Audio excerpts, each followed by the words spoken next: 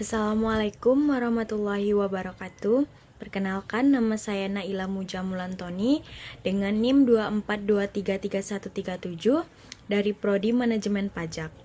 Di sini saya akan menjelaskan materi mengenai media komunikasi perpajakan. Pengertian media komunikasi. Media komunikasi adalah segala bentuk saluran atau sarana yang digunakan oleh instansi perpajakan, seperti Direktorat Jenderal Pajak atau DJP, untuk menyampaikan informasi mengenai kewajiban dan hak perpajakan kepada wajib pajak dan masyarakat luas. Jenis media komunikasi berdasarkan saluran. Yang A, media komunikasi verbal. Ada dua bentuk dari komunikasi verbal, yaitu yang pertama komunikasi oral. Pesan disampaikan melalui pembawa pesan kepada penerima pesan dengan menggunakan kata yang diucapkan secara lisan. Artinya, informasi yang disampaikan tidak dalam bentuk tulisan maupun cetak yang dapat dibaca oleh penerima pesan. Contohnya, pesan suara dan percakapan melalui telepon. Yang kedua, komunikasi tertulis. Pesan disampaikan dengan bentuk tulisan dan disampaikan oleh pembawa pesan kepada penerima pesan. Contohnya surat kabar, pengumuman, dan naskah.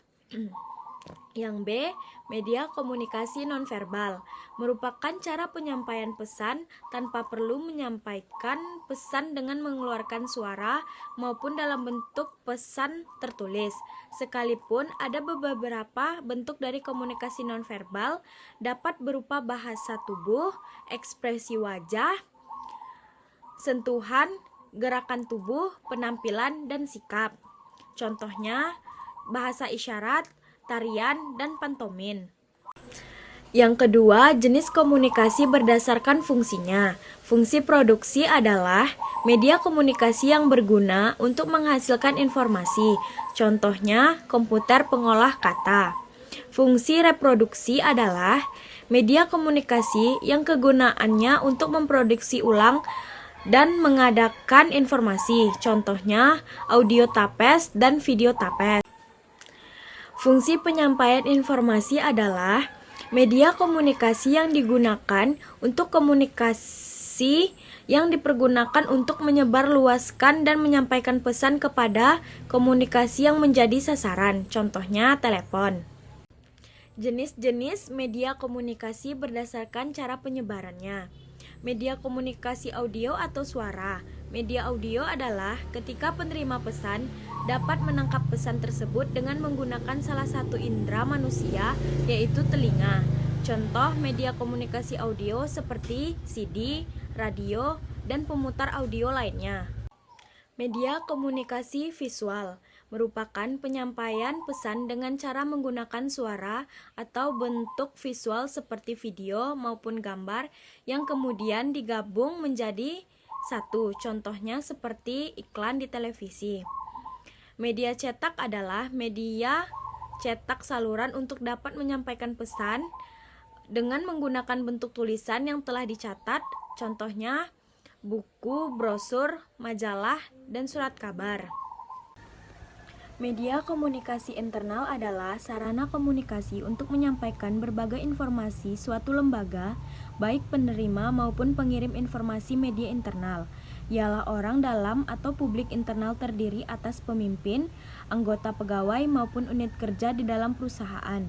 Media komunikasi eksternal adalah saluran atau alat yang digunakan untuk berkomunikasi dengan pihak luar organisasi seperti masyarakat, media massa, pemerintah, dan lain-lain. Tujuan utama dari komunikasi eksternal adalah untuk menyampaikan informasi, membangun hubungan, memperkenalkan layanan, dan menjaga citra dan reputasi organisasi di mata publik. Contohnya media sosial, situs web, iklan, dan konferensi pers.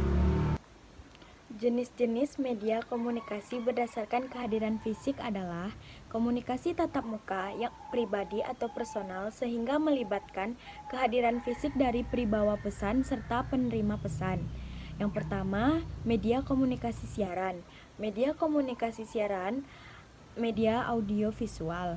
Akan tetapi, media komunikasi siaran ini dibedakan melalui jenis medianya, bukan bentuknya. Contohnya, iklan atau promosi pengumuman dan penyiaran berita. Yang kedua, media komunikasi seluler bersifat pribadi. Media komunikasi seluler digunakan ketika seseorang menyampaikan pesan pribadi maupun informasi lain yang harus diteruskan pada kelompok kecil. Contohnya, WhatsApp, Line, SMS, telepon, dan platform chat. Yang ketiga, media komunikasi elektronik meliputi beragam platform seperti internet, email, media sosial, dan media elektronik digunakan untuk melakukan komunikasi antar individu, massa, maupun kelompok. Contohnya berupa chat dari situs. Sekian penjelasan materi dari saya. Jika ada salah, saya mohon maaf. Wabillahi taufiq wal hidayah. Wassalamualaikum warahmatullahi wabarakatuh.